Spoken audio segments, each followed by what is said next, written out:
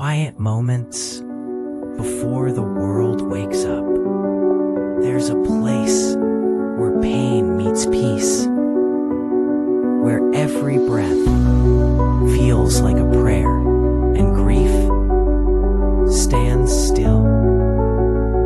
We carry the weight of what was and search for meaning in the smallest things. And sometimes all it takes is one moment to remind us we're still here, still healing. Hello, everybody, and welcome back to another exciting episode of the Grief Let's Talk About It podcast. You guys know who it is. This is Tony Lynch, and yes, we are your number one podcast for bringing you stories around death, dying, and grief, all the messiness that comes in between with some amazing people out here doing some amazing things, one heartbeat at a time. Now, before we get started, I would like to say, if this is your first time tuning in, do me a favor, head on over to their YouTube channel, hit that subscribe button, hit that bell notification so you'll be notified every time that we drop a new episode. And most importantly, since this is a live stream, if you have any questions or comments, put them in the comment section. We'll be sure to answer them as we go. And without further ado, guys, we are all over the world. You are all over the world. And I have a really amazing guest that's going to come on, talk about her work and how she got into it. And she has an amazing journey. So without further ado, guys, help me welcome Anni to the show. Anni, how you doing? Hi, Tony. I'm doing good. What about you? I'm doing amazing. You know, we talked about this before. It's like I'm up. The sun is shining. You know, I'm doing the podcast with you today. And the opportunities that are here is just so amazing, right? You know, and I'm excited to see how they all come into play. Now, before we get started, introduce yourself to the audience for me. So tell people who you are, where you're from, and about the work that you do. All right. This is the most complicated part. Every time I have to appear somewhere to introduce myself. So I am Anni. I'm logging in from Greece, the island of Crete, the southern part of the country. And I've been a healer for the past decade. I've also been a teacher for the past 18 years. I have a huge experience of 10,000 sessions under my belt, and I really love human beings. This is why I do what I do. I feel and strongly believe in my heart that we deserve to be happy and healthy in any possible way without any burdens that we were educated very well and conditioned very meticulously to carry. Yeah, you know, that I love that you said that, any burdens, right? So when we talk about these burdens, explain to the audience what that means. The burdens, yeah, practically we are born and we are very aligned and attuned to our truth, and we are flowing through life, and then conditioning starts taking place. And I'm no exception, of course, but I'm still working on shedding layers of conditioning because there's always the next layer to shed. Mm-hmm. So instead of feeding this natural fire that we have, our natural truth, we start being stuffed into boxes and into roles. The good daughter, the good son, the good student, the good girl, the good boy, the good neighbor. You should do that. You shouldn't do this. So we carry all these bags with us as we move forward. And as we grow, our baggage always grows with us because there are more shoes along the way. That is true. And this is just a thought that I have. One of the challenges I see with human beings is that most people have a collective mindset, meaning that once you're around in a certain community, you tend to take on habits and thought patterns of other people. And outside of there's no there's no diverse thoughts, right? Or opposing thoughts where you can actually have like a conversation with someone and disagree in a healthy manner, right? Everything has to be the same, or oh my God, there's something wrong with you. And I think in a lot of ways, we forget that we are individuals, and we are allowed to have our own individual thoughts, and I think those things should be respected, in so many different ways, right? Which I think that's one way to eliminate the pile on of unnecessary trauma in one's life. Now, again, this is just something that I started thinking about. I was going, what if I just thought for myself, not wanting to, um, not wanting to try to impress other people, but to just be more of who I am called to be, right? And let things be what they are without um, expecting an individual outcome. Yeah, I see. I see your point. And actually, what I'm realizing is that, of course, uh, in the past, I was trying also to fit in Mhm. because it's an innate need. We need to belong. Like humans, we are made to connect, not to disconnect. And this thing of belonging also, when it's not happening naturally, because we're not accepted for who we are, because we are all different, we are all diverse. Mhm. Fear of rejection is getting triggered, which is a very interesting fear, because if you unfold the history of humanity back to the very early years of the human species, um, it means death. Rejection means death. In those primitive communities, if you were rejected and left alone, then you would be dead because the animals would tear you apart and eat you. Mhm.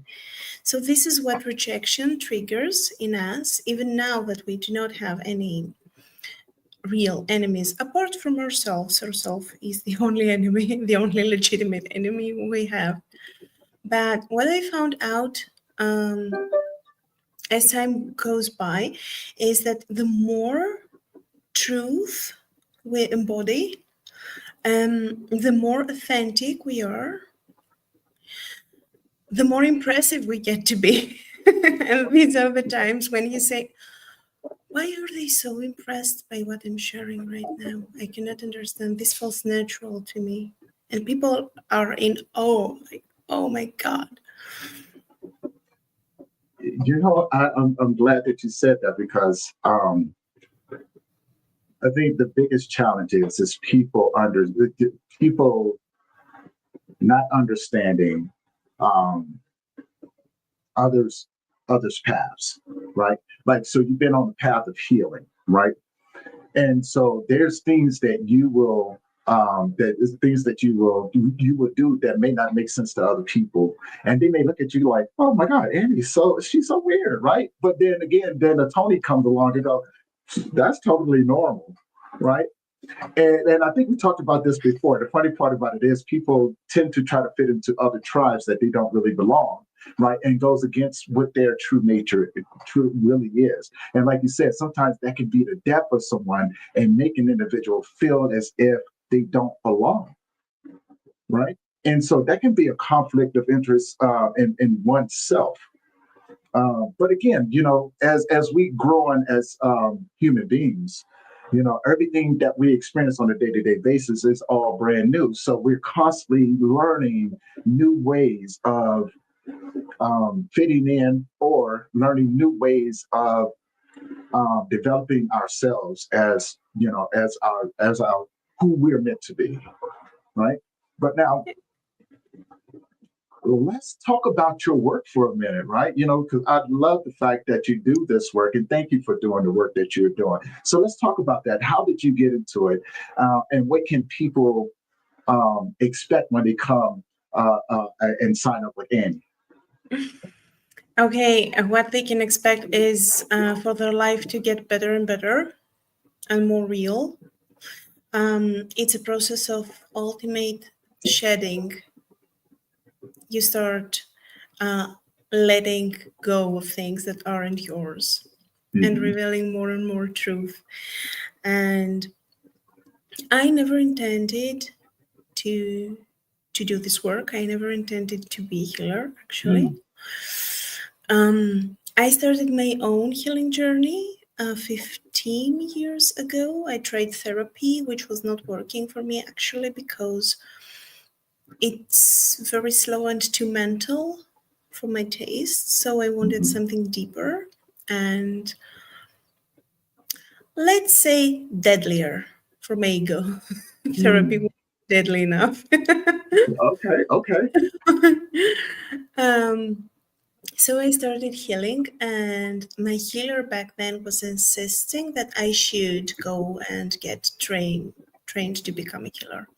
So me being me, always curious to try out new things and see what will happen, I went to that training, and then things started falling into place. But the reason why I started this journey was because I felt like almost 50% of myself was active, but somehow unreachable to me. It was out of my reach, and I wanted so badly to open the door and let that part in, because I felt there was my potential over there and I couldn't tap into it. And it was a kind of death, actually. When I lost it and when I brought it back. So I love, I find that interesting, right? Because when you speak about that, you actually understand how much it means to you, right? And the depth of meaning that it carries for you, not just inside of your heart, but inside of your soul. It's like one of those things. I have to do this, right? You know, this is this. I know this is who I am. And when you're not doing it, pieces of you actually do disappear, right? And it's like life's contract with you saying that, hey, you promised to do this, you know, and since you're not doing it, you're wasting this gift. And so it's almost like it takes it away from you. But, it fades away. You're not yeah, using it. It fades away naturally. Right. Yeah. Now, I want to talk about part of your journey and what that meant to you, right? Like, what's one of the things that stood out that really made you say, you know what, this is what I'm going to be committed to? Well, there are several components that led me here where I am today. First of all, I was very intuitive as a child. Like, I could see things, feel things. I don't know how to articulate that properly. Beyond what other people could perceive by their senses. So I'm an empath also. Like, I feel what other people feel. I can understand what you're feeling. I can understand where you're coming from without you having to share what's happening exactly in your life. It's like I get your feeling. And this was creeping people out. So I had to stop sharing those information. And I could also feel as a child, I can remember that I could feel who was about to die. And this was creeping my parents out. So it wasn't well received. I had to shut it down. Of course, information kept streaming. I can't close the door to that. It's who I am, like it's core part of my being. But I stopped sharing those information. And then when I lost my grandma, I was an adult already, but the floodgates opened wide and this whole thing built its own bridge. Like, the passing of my grandma activated something undeniable. I couldn't go back. I couldn't stuff it back in. I had to tune in with that. And I have always had the sense and the feeling that we are sold a a very convenient lie about pretty much everything. About health, about finances, about how we should live, about how we should age or die. I felt like it's not very true. So those two things together helped me decide that I want to serve people, live a happy and healthy life, and also die a happy and healthy death, if possible. I like that because not too many people will look at it that way, right? They have a healthy death. Or because the stigma behind it is that everything is sad when it comes down to grief, not understanding that it doesn't have to be that way. It is possible to have two things true at the same time, and it's part of the experience of of what you're going through. You should be allowed to experience those things. You should be allowed to explore your humanity in its entirety, right? But then it takes individuals like yourself and so many other amazing educators out there to get to relate to you through what you're going through the experience that we've already most of us have walked, right? To say no, you don't understand. You can get through this, right? It doesn't have to be this way. Let's see if we can't change the way that you look at it, right? And sometimes we become conditioned to go against what comes naturally to us, right? To accept life in a way to where it makes sense, right? But when it comes down to communities, what is one of the things that, as educators, that we can do to normalize conversations, important conversations around life, living, and death? What I found very useful is talking openly and sharing my perspective. Most people have a very positive reaction to that. Other people are somehow shocked, but at the same time magnetized. Like they're shocked, but they stay there. They want to hear more. Because I believe those truths are encoded in our body, in our feelings, in our being, in so many different ways. And it's true that everything is cyclical. We are nature, right? We are not separate from nature, no matter what we pretend like we are. But we are nature, so everything in nature is cyclical. We get born, we grow up, we live, and then we die. And so does everything. We experience so many forms of death in our entire lifetime, and yet every death is perceived like a loss, which is not really. I get it when it comes to loved ones, it's harsh, but also we can feel the grief. I have experienced that myself, feeling the grief, which was excruciating, like tremendous pain, and at the same time have a deep understanding that this is the best way that this person could ever leave their body. It's in our nature to die. And it's in nature of things also to come to an end. Otherwise, we would go on living the same day over and over again. I can't imagine how this could work, actually. Okay, I like that. I like that. Which, as you was talking about that, I started thinking, you know, when I find that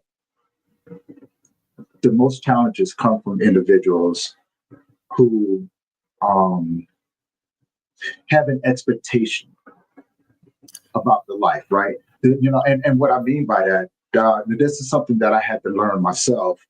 Um, is that there's no guarantees in this life. There's no guarantee that tomorrow's going to come or the next moments are going to come out, right? And so we build these false expectations and then are disappointed when those expectations are not met, right? And so it gives us a reason to be angry. It gives us a reason to want to blame people or an excuse to behave very badly in a lot of situations, right? They say, well, you don't understand what I've gone through. You're absolutely right. I don't. You're absolutely right. I honestly don't. But to be able to accept that on a different level kind of brings and opens up the doors for people to go, there's somebody actually that really gets what we're going through. And I do think that the more conversations that we have, the more we can normalize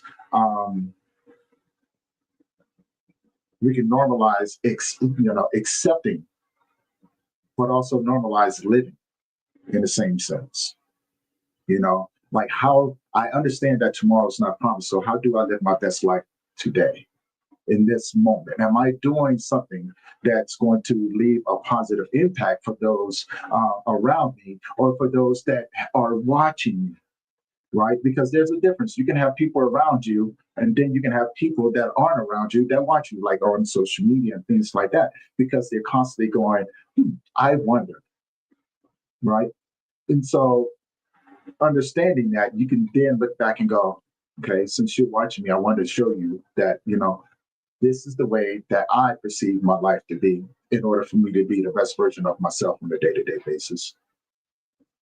Now, again, that's a challenge in itself because everybody on another sense, they want to compete with one another, right? Oh, I have to be able to do this. Or, people think that they need to have a certain amount of control until you realize that you have no control over anything that's going on, right?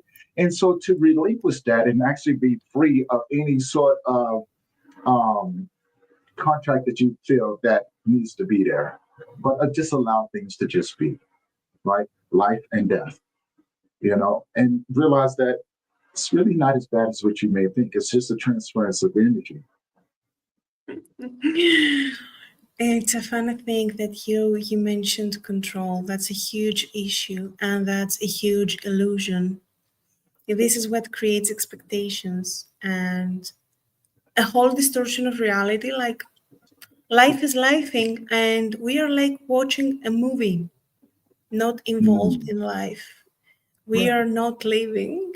Very, very interesting. Trying to control everything instead of doing our part, because not controlling doesn't mean that you quit.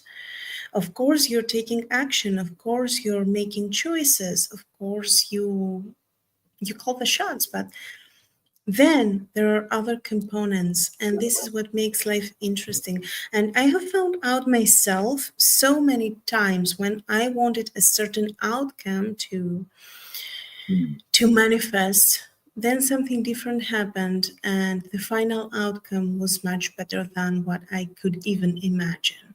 But it takes some courage and patience in order to wait for the whole thing to unfold until it's finally presented to you on a silver platter, mostly. And the same applies to the biggest difficulties in our lives.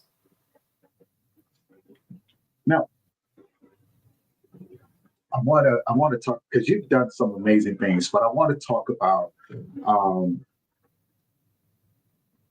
how's it the mental health? How are people addressing these issues over in Greece, right? Because I think the biggest misconception is that a lot of people think that there's so many things that separate us, right?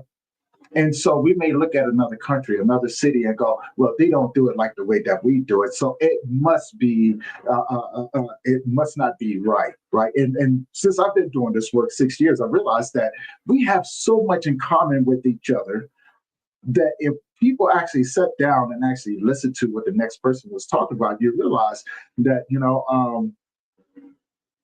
they are experiencing life just, you know, just in a different area. That's all. But we're all experiencing the same thing. Exactly. It's not. We got a couple of questions coming through. I want to say, ask where we were from. So I'm from Colorado, and I think Annie is from, Greece. And yeah, how are you? So yeah, we're doing pretty good. Thank you for joining the show. And please, if you have any questions or comments, please put them in the comment section. We'll be sure to answer them as we go. So now back to the question. I think how is it over there in Greece? How are they being receptive to this newborn field that we're in grief and healing and things like that? Because this is in a lot of ways a brand new concept. I think it's brand new concept everywhere. So working with people all around the globe, I found out that we are pretty much the same. We are very conditioned to believe that other people are different, other cultures are different, but it's just a theory. When you get close to people, you can really understand how much we have in common. And this is normal because we are all human beings. And I believe that we should include in our education this perspective instead of trying to find out all the little details that make us different, because they are literally details. We could focus on the common ground we have, and if we manage to do that, then we will have heaven on earth, actually. The world will know a form of peace and unity that has never been seen before. And this is my wish for this planet also. But there's nothing different. People that are ready to work on themselves, they are ready, no matter where they come from. People that are trapped in their ego, because the first death you have to face when you step into healing is your ego death. And after that, multiple ego deaths. And in the beginning, it's not very pleasant, actually, because you feel like you're stripped of your identity and your social persona. But this is not true at all, because the deeper you go, the happier you are. And then all the systems that you're part of start gravitating and rearranging themselves in order to fit this new reality that you're calling in, because you're calling in a new reality. And ego death can be pretty pleasant from my experience. Okay. I like that. And I want to ask, because death, the ego death can be a pleasant experience, but it also can be a very hard, challenging experience as well, because it challenges you to let go of anything that may hinder your growth, but also hinder opportunities for connection with one another. Right, so it's like a built-in safety net that over the years has so many different elements to it, and you literally have to identify those elements and go, okay, I need to get rid of this. Right, the biggest one that I understood that I had to, me personally, I had to kill was the part of the ego that said that this was about me. Right. And to realize that, no, the experience was mine.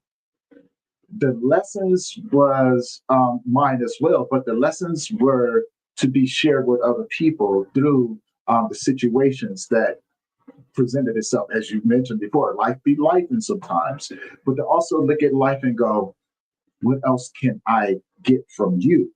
in order to be better for those that I'm around, right? And no one has to understand that journey. It's a personal journey for yourself, right? And I think ego is replaced with awareness, right? Yep, exactly. It's the freedom of um, letting go, right? Letting go Mhm. of all of these things and going, you know what? It's okay. It is okay um, in this moment. And to be able to slow yourself down long enough to appreciate those moments, right, is very eye opening, very, very eye opening, because then you realize that moment to moment, everything is brand new because it's the first time that you've seen it. Yesterday doesn't exist, it's past, and tomorrow is not even here. So, and I think there's a sense of appreciation and gratitude from being in those simple moments, to be aware um, of the little things, right? And they don't need to be very loudly pronounced to everyone else. It can just be something very simple that gives you another piece of an anchor to hold on to when those challenges do come about, right? Like, I get it, you know. Now, my question would be: in the day and age that we live in, and we've seen the growth, right, on through social media, through the way that we are allowed to connect, or the way that we now have to connect with one another, the many different platforms, the multitude of resources that are out there right now, right? What is one of the things that you have seen personally in your journey that you wish that we had more of or less of? Hmm. Actually, all these new ways to connect Mm-hmm. to me are like alcohol. They cannot make you what you're not. They only bring out more of what you already are. So I've seen people treating others in a bad way, but I bet they would do that in their everyday life also, like with real people in front of them, not just online. I would love to see more kindness and more awareness and more respect to other human beings, because we never know what a human being that we encounter is going through. And maybe we can just smile at them or share a kind word and we can lighten them up, or we can add more burden in their lives. And that's a shame. Mm-hmm. Inflicting pain to others is personally my worst nightmare. Yeah. If there's one thing I can't live with, is by causing pain to others. Mm. I like that, because I think that's part of the challenge that we have when we are putting resources into communities, right? The people who um, are trying, or are implementing these resources in there. I think a lot of times they are still hurting, right? And the idea comes, and it's a great gesture, don't get me wrong, to go in and say, you know what, I don't want other people to feel the way that we do. Now, I say that to say this because there's a couple of different categories that we have to look at when we're looking at these resources. A lot of times people put these resources out there and they are not fully healed, right? And so, although the intentions are great, the way that they may approach certain things may not be, right? I've also seen the individuals who have come into it and are narcissists. They're doing it for the glory of saying, "See, I can still. I told you, you're not going to stop me." So they can use certain things, and I'm going to use my own situation when I say this. I do this work, but also there's another side where, there's another individual that's use a situation and say, well, you don't know what I've gone through. And they're looking for sympathy. They're looking for someone to validate their actions, right? And it gives them a certain sense of duty to go, to challenge yourself with another individual, to go, I've gone through more than what you've gone through. So forget you, right? It has to be about me. So we also have to be mindful of that too, those undercover narcissists that are out there, because their intentions are not the greatest. And you may just open up the door to become another victim of their thought pattern or their perception of life. And that's a hard one to try to fight, right? Because I don't know too many people that are aware of the gaslighting and manipulation that narcissists have, especially in a field so brand new, right? There's a lot of opportunities for manipulation in that aspect as well. Now, one of the things, a few of the things that has been coming about, and we foresaw this at least 6 years ago when I first got into this. A group of people that I knew, we saw the development of AI, right? And so the challenge that it posed to us as how far are we willing to go, right, with this, or is there a way that we can use this as a tool to better what we do, right? And I have my concerns about it. I really do. I really have my concerns about it. And so trying to come up with solutions so we don't become too dependent on artificial intelligence, right? But again, everything's in its baby stages. So it's really left open to a lot of moving around as we begin to grow. In your thoughts and opinions, what do you think about that? Again, I believe it's just a tool, and it depends on us how we use it. It's like money. Money in the wrong hands can create a war, and money in the right hands can feed a nation. So AI is exactly the same. It's up to us what we decide to do with it. Right. I like that. I like that. Now, in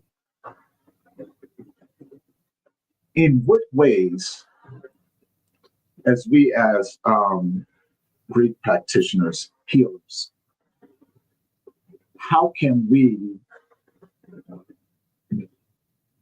incorporate that into the things that we do to help us be better at what we do? Because right now there's so many different avenues that people can go down.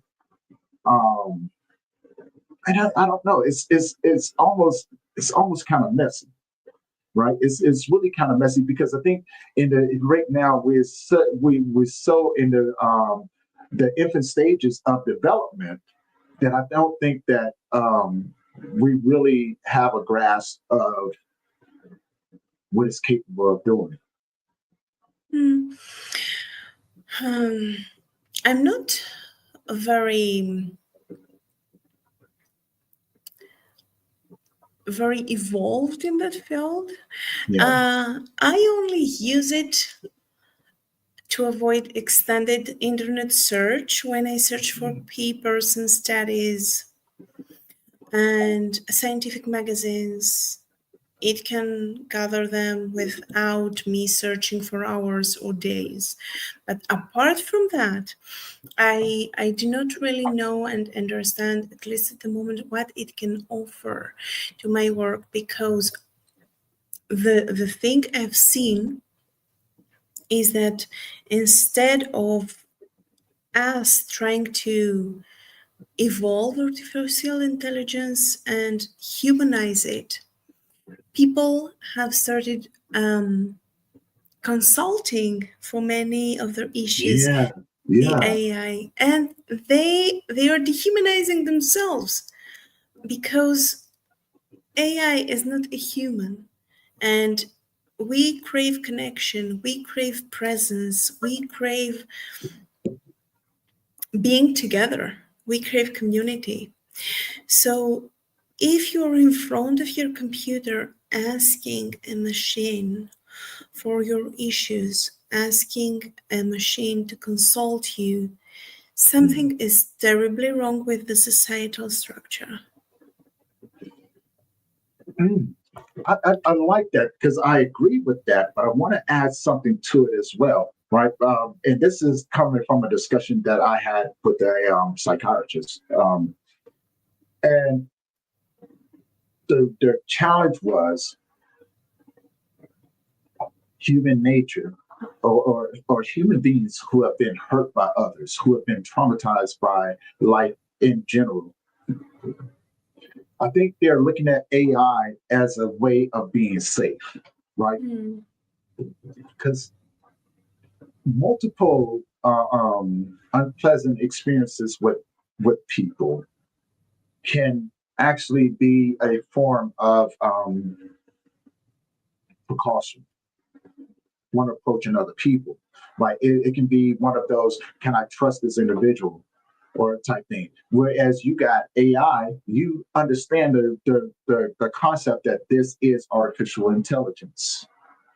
So you begin to not rely on human connection, but the connection through this because it's safe. And AI is not going to tell you anything, or you may think that AI is not going to tell you anything that's going to not be beneficial for you, right? Because you've already relinquished control of thought to this entity, right? And so, and then it becomes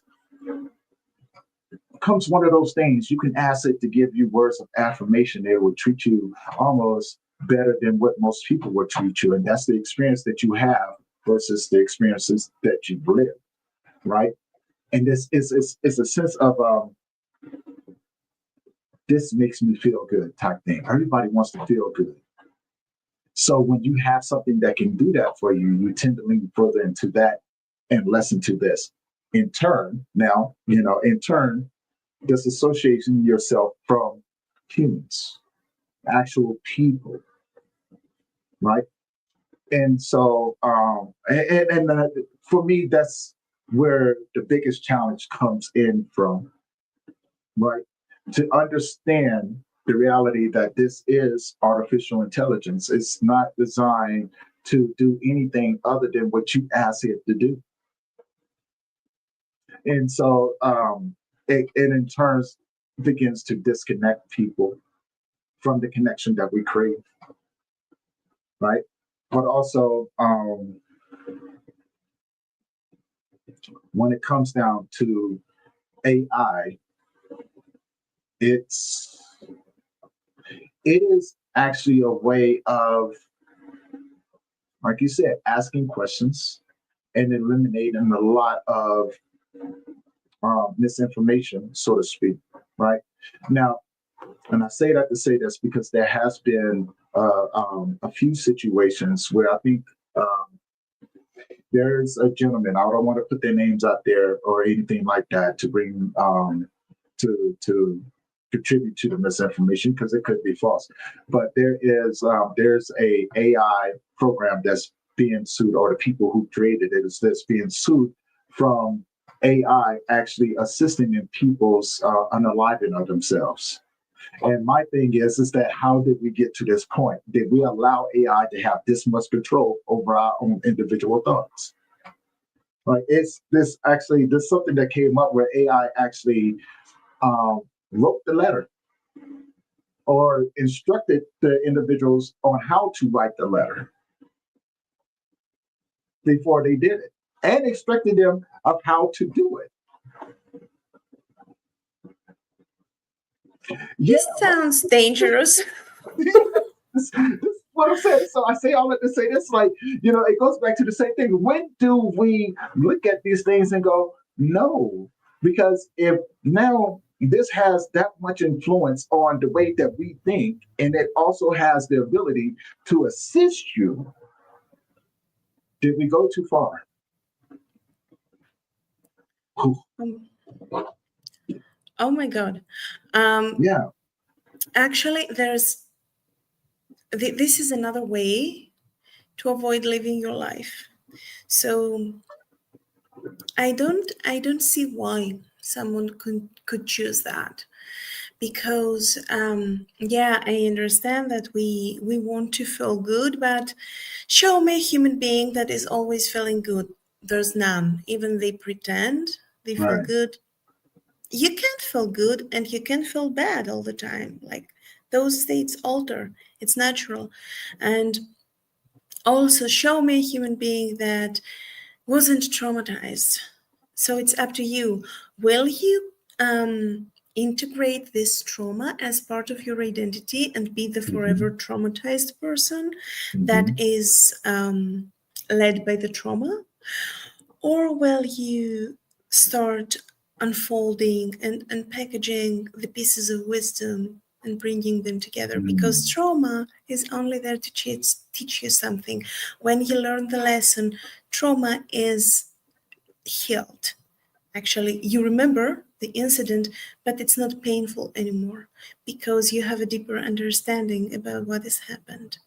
So instead of staying in front of a screen, talking to a soulless AI, I would say, why don't we connect and listen to each other and tend to each other's thoughts and feelings and problems and issues?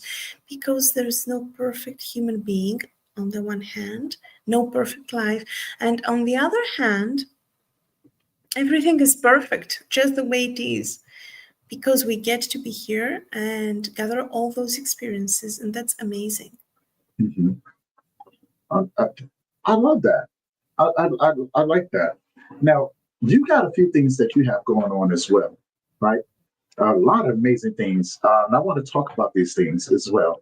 So tell the audience, what is it that you have going on right now, right? You know what I'm saying? Because you got a few amazing things that I think that they really would be interested in.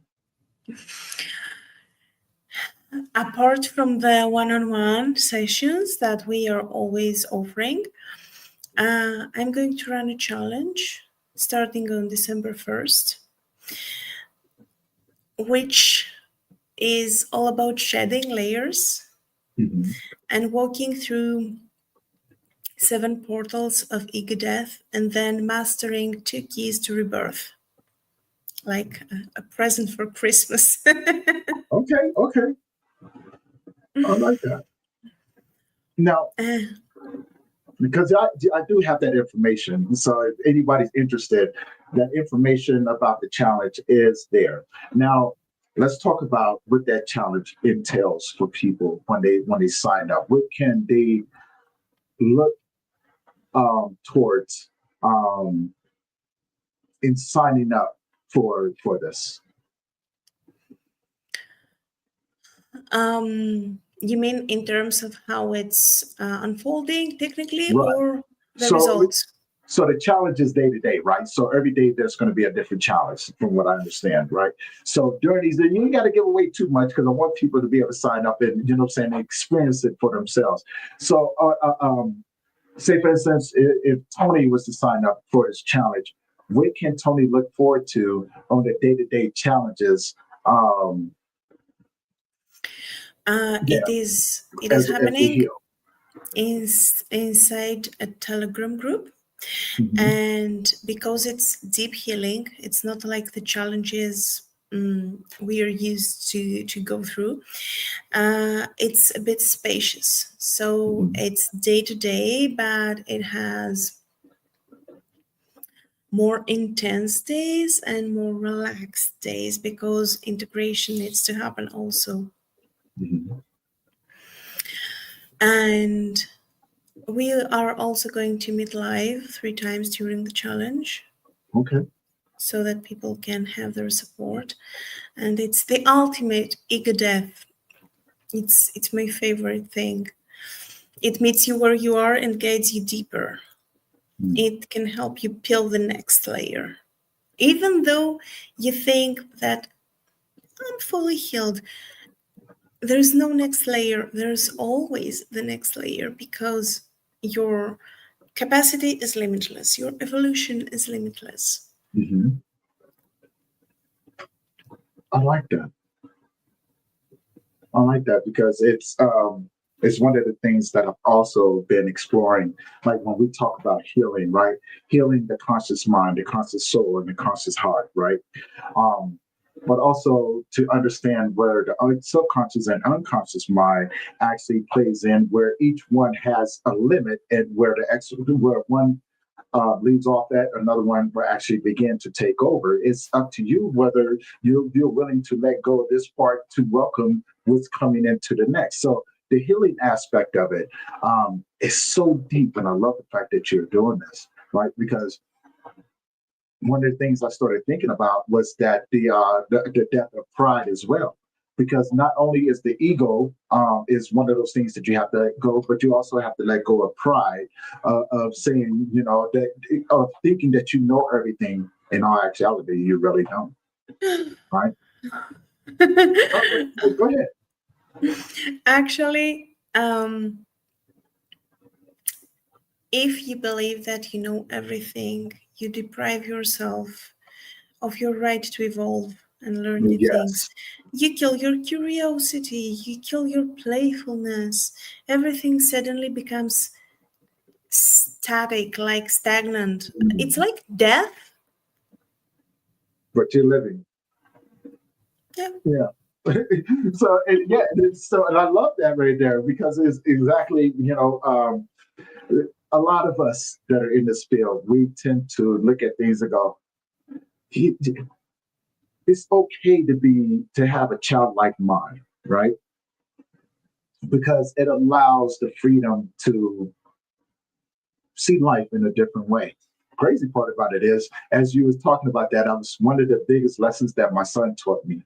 Um, Growing up, watching him grow up and being a part of his life was that the way he looked at life on a day-to-day basis, as a moment-to-moment basis, right? No fear, you know. Hey, Dad, let's go climb the tree. Now, as you get older, you become a little bit more skittish about wanting to go climb the tree because you're like, I really don't want to fall out of the tree, right? But then what he did was that he went, remember when you was a kid, Dad? What the world looked like from being up here. Let's climb up here and experience it together. And so I look at life and people in the same way, right? Everything that we do, it's like, hey, Tony, come over here and see the world from the way that I see it over here. And you'd be surprised. Well, probably not you, but I'm thinking you already know. Most people will be surprised of how childlike that we are in this world. And it's the little things that we try to cover up that will make us smile the most. Yeah, exactly. You Because they know, are the most important. they're the most important, but they're all a part of the healing process of understanding that you don't have to be controlled by the things that have happened to you, but you can take it as an experience to be able to, as you said, evolve, right? Take those experiences, don't take it personal, learn how to respond and not react, and sit down and actually appreciate what it's giving you, right? Because what it's doing is preparing you for the next steps that you may have to take in someone else's life. Because we are all, at some point, carriers of information for other people. So nothing is ever wasted. Everything is recycled through your experience. As they say, you know, don't miss the message because the messenger doesn't look like what you need it to or what you perceive it to be.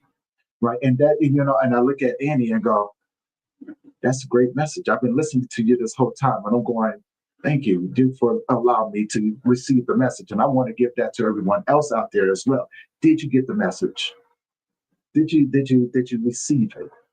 And can you use it to better to evolve and be a better version of yourself? You know?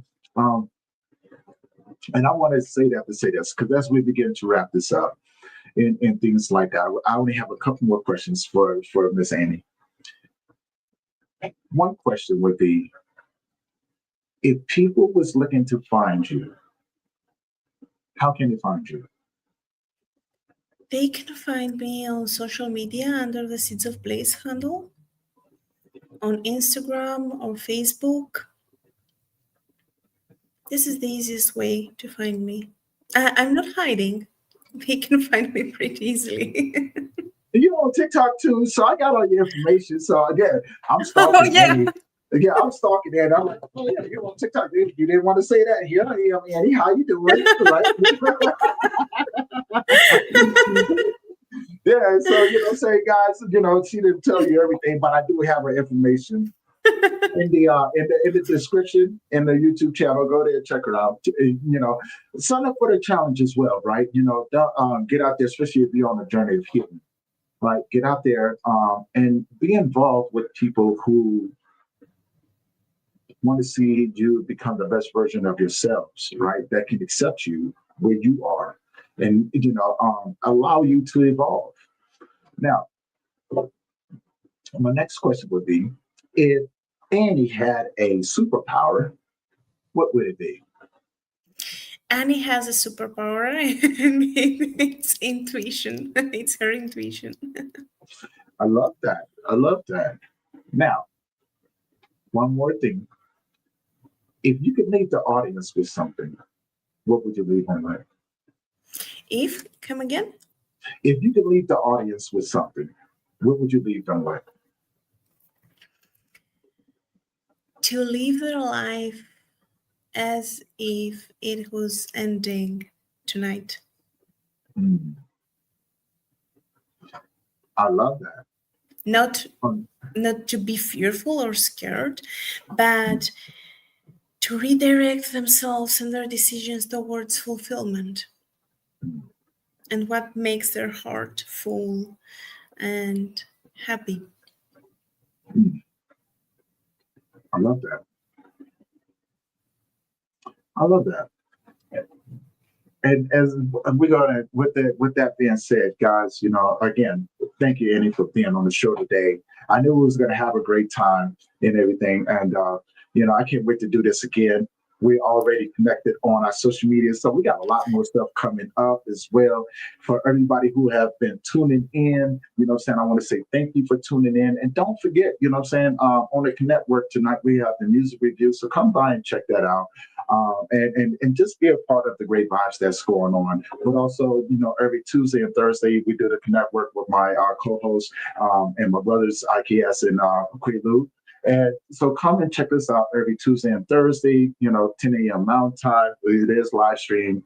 The vibes are good. The laughter is there. And the people that you're going to be seeing are, pretty good people. But also, don't forget to like, comment, share, and subscribe to the channels. Help us get it out there. And if you know anybody who can benefit from the conversations that we have, please share this along with them. And with that being said, you guys know who it is. This is Tony Lynch. Forgive me, I'm looking all scary. I got the beard. I'm trying to grow my beard out, so it's going through a whole transformation right now. I'm not quite sure if I like it. I'm like, I'm still looking at myself, right? And with that being said, Annie, thank you again for being on the show. For everyone else, thank you guys for tuning in. And we're going to catch you guys in the next one. Love you. And as Eddie said, hey, live every day as if it's your last, right? And don't forget to enjoy. We'll see you guys in the next one. Peace.